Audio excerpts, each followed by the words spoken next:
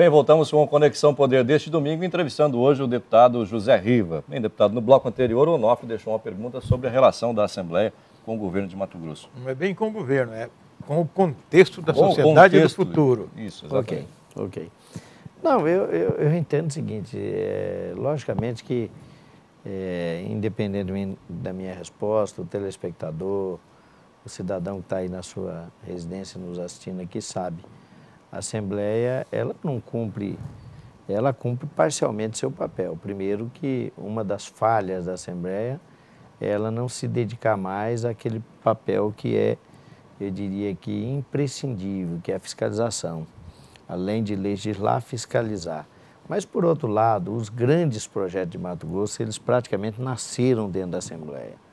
Se você for fazer uma avaliação, se o VLT existe hoje é porque a Assembleia puxou a discussão. Já estava sepultado esse projeto, não existia. O senhor, principalmente. E existia o BRT. E ao puxar, eu tive o apoio de todos meus colegas. Se você for verificar a questão dos maquinários, nasceu dentro da Assembleia. O transporte escolar nasceu dentro da Assembleia. O FETAB foi criado lá dentro da Assembleia por uma iniciativa de um deputado. Pouca gente sabe disso.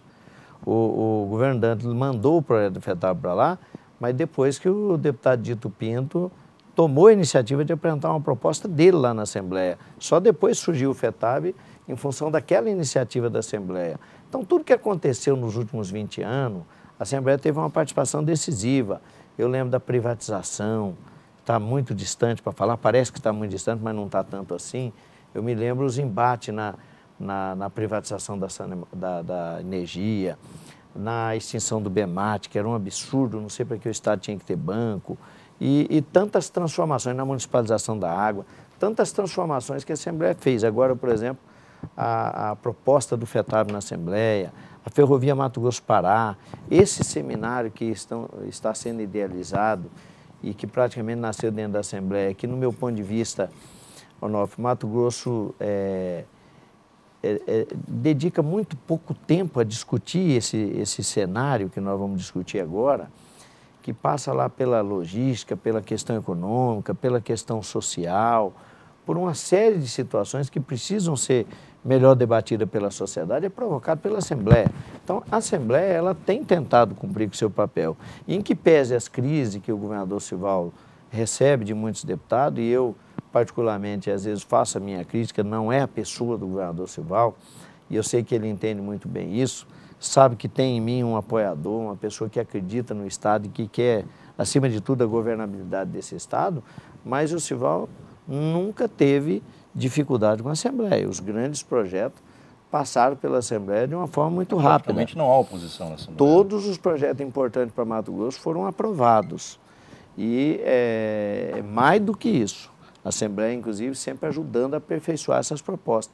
Então, a Assembleia, ela cumpriu, em parte, com o seu papel.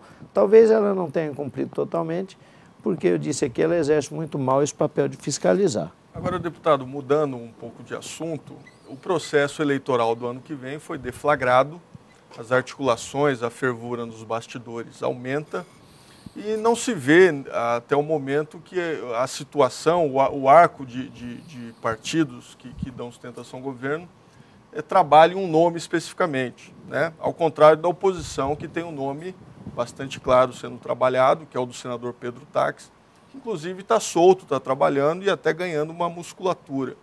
Que análise o senhor faz em relação a esse processo do ano que vem? Primeiro que a falta do Conselho Político faz isso. Eu acho que nós não tivemos, o grupo não teve, não dedicou a discutir a sucessão do governador Sivaldo. Segundo, eu ainda vejo uma força muito grande desse grupo, em que pese todas as divergências, todas as dificuldades, às vezes, de convivência, de um governo que entregou os espaços para os partidos, e eu sou contra a forma como isso aconteceu, ainda o grupo é muito forte. Lógico que qualquer candidatura de oposição, ela ganharia musculatura agora, mas da mesma forma que ganha, perde. Eu entendo que esse grupo unido, ele tem força para fazer sucessão, independentemente de quem seja o nome. Temos bons nomes, temos nomes fortíssimos aí surgindo. O próprio PSD, ele não se dedicou a discutir a questão majoritária, porque ele priorizou a formação de chapas proporcionais. Que nomes o senhor vê? Eu vejo vários nomes, eu acho que o PMDB tem o nome do governador Sival, é um bom nome para o Senado. Não sei se ele tem essa pretensão, mas com certeza vai terminar o governo em alta. As obras que estão sendo feitas têm o reconhecimento da população e sem dúvida vai ter. E acho que ele não termina o governo mal avaliado. Eu acho que quando ele começar a mostrar, e tem muito que mostrar, tem dificuldade no Estado? Tem, nós já pontuamos aqui. E que para governador? existe dificuldade. Quem é que você vê nome? O governador Blairo Maggi é um ótimo nome, o nome do Eraí é um bom nome. O PT tem o Lude, tem o juiz Julier, que é um nome novo. Como que o senhor vê uma eventual candidatura do juiz Julier? Eu acho que você tem que olhar a conjuntura. Eu discuto política ciscando para dentro. Acho que o partido não pode vetar ninguém e todos aqueles que vetaram se deram mal. Acho que o juiz Julier já mostrou isso, eu não tenho discutido política com ele, não falamos em política, ele disse que só vai falar de política na hora certa, mas é um nome que tem que ser considerado. Mas tem havido uma aproximação entre vocês. Tem que ser levado. Eu acho que a aproximação é até pelo interesse dele em discutir determinados assuntos do Estado. Então essa aproximação acaba surgindo, ele tem ido à Assembleia, falar da preocupação com a questão indígena, com a questão agrária, da questão da logística, isso a questão ambiental, isso naturalmente constrói uma relação. Há um movimento discreto ainda, deputado, começando a aparecer no interior, que está sendo chamado de Volta Blairo. O senhor pessoalmente é favorável a uma nova candidatura do atual senador? Bom, o governador Blairo Maggi não é um nome que pode ser desprezado, ele fez muito pelo Estado. E, naturalmente, que bem articulado é uma candidatura muito forte em condição de ganhar o governo. E eu não tenho dúvida disso. Agora, eu acho que essa candidatura majoritária ela vai ser discutida com muito mais ênfase no início do ano que vem. Acho que esse ano ainda são os partidos se fortalecendo e outra, eu sempre disse isso e reafirmo, você não constrói uma casa sem uma base sólida. Você não faz política sem base sólida. Pois é, como se você for avaliar nesse processo, se você for avaliar a base do PSD, só concluo aqui, a base do PT, a base do PMDB, a base do PR, a base desses partidos aliados, ela é muito forte. Logicamente que constrói qualquer candidatura com um nome que tem um mínimo de credibilidade. Agora, se você for avaliar a base política da oposição, você vai ver que é uma base muito frágil. Então, o processo político acontece por aí. Eu já vi muita gente que ganhava a eleição com um ano de antecedência e perdeu por falta dessa base sólida, por falta de agregar. Então, eu acho que os partidos de situação, eu não sei se são de situação, ou não sei como definir isso, mas PSD, PMDB, PT, PR, o próprio PTB que pode vir a fazer parte desse grupo, outros partidos menores que estão também dentro desse grupo, pode com certeza construir uma candidatura. O senhor defende que o governador conclua o mandato dele até como forma de encerrar um ciclo e poder defender melhor esse grupo de situação? Ou o senhor acha que pode ser interessante ele renunciar também no início de abril e tentar disputar? Olha, aqui eu tenho que deixar a minha amizade de lado com o governador Sival, a nossa relação pessoal e ser um pouco mais profissional. Lógico que o governador tem que fazer uma avaliação. Tem que fazer uma avaliação e eu entendo que há um movimento no Estado que começa a haver um reconhecimento por aquilo que o governador está fazendo. Pelas obras da capital, que uma hora ou outra teria que ser feita, independentemente da Copa do Mundo. Nós não podemos acreditar as obras de trincheira, viaduto, só a Copa do Mundo, elas eram obras necessárias, teriam que ser feitas. E o governador Sival, ele aproveitou o momento e soube fazer. Alguns duvidam que essas obras fiquem prontas, eu não duvido. Eu tenho certeza que elas vão ficar mais cedo ou mais tarde para a Copa do Mundo. A questão do VLT, por exemplo, que talvez não fique 100% concluído. Mas eu prefiro o VLT com parte dele concluído e com perspectiva de ser concluído e até ampliado, porque não vão ser esses 20 e poucos quilômetros, com certeza vão ser muito mais daqui a pouco, de que um BRT, que é um sistema ultrapassado, um modal totalmente ultrapassado, e diga-se de passagem, mais caro. Se você for fazer a avaliação entre um modelo e outro, levando em consideração todos os aspectos, o BRT é muito mais caro. O senhor é favorável que o governador continue, então? Conclua o mandato. Eu sou a favor hoje que o governador faça uma avaliação no momento certo. Talvez seja por isso um dos entraves para uma discussão maior do projeto majoritário seja ainda a falta de definição, se o governador fica ou sai.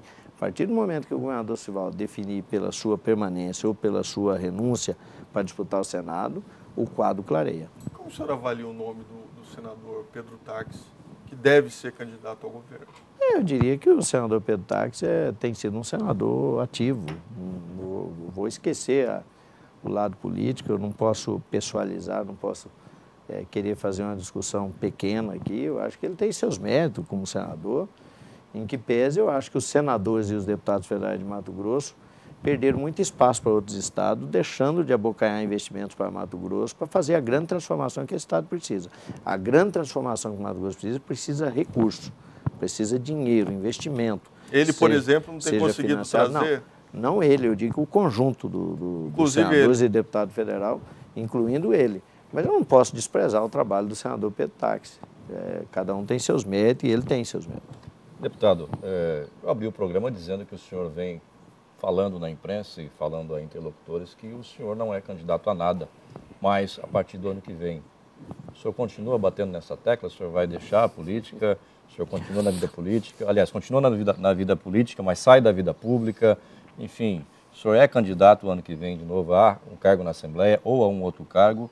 Ou realmente vai preparar a Janaína para assumir o seu espólio político? Toda vez que eu dou uma entrevista, eu tenho que fazer essa pergunta, não tem jeito. Eu sou pressionado de um tamanho. Há poucos dias atrás eu tive que desligar meu celular.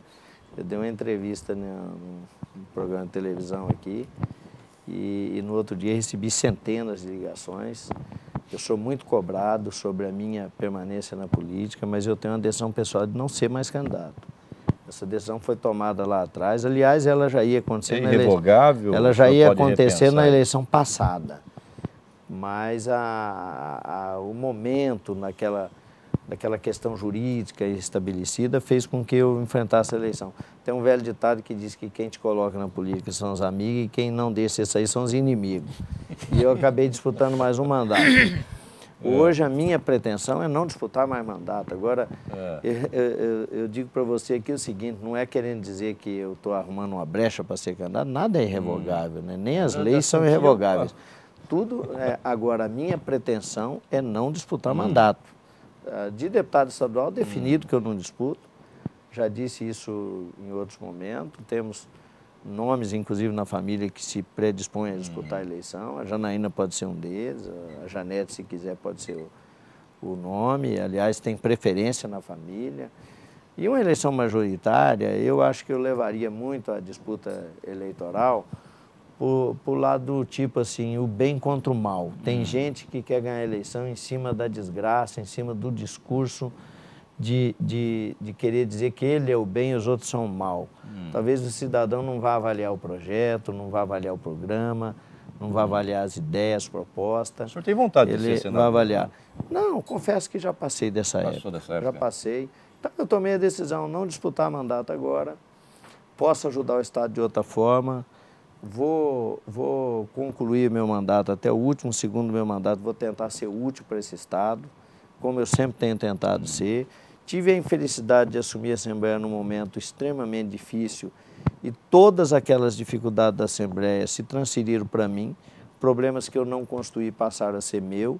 Eu nunca reclamei, nunca chorei, sempre enfrentei e vou enfrentar até o último momento. Quem construiu esses problemas que o senhor enfrentou? Oi? Quem construiu esses problemas? O conjunto, o sistema que construiu e eu pago por eles. Eu não reclamo disso, porque eu não sou uma pessoa de chorar o leite derramado e nem de reclamar da carga, porque eu tenho um ditado que a maioria das pessoas vamos dizer assim, vão compactuar comigo, de que Deus não dá carga maior do que aquela que você pode carregar. Então, se essa carga que eu tenho é porque eu posso carregar. Agora, deputado, o senhor atualmente está impedido de disputar por força de uma decisão da Justiça, né?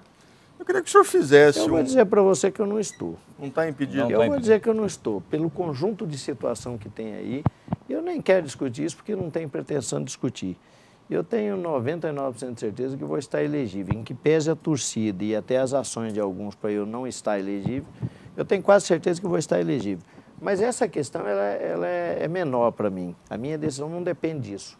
Se eu estiver elegível, não quer dizer que eu serei candidato. O senhor está recorrendo. A minha decisão é em função disso.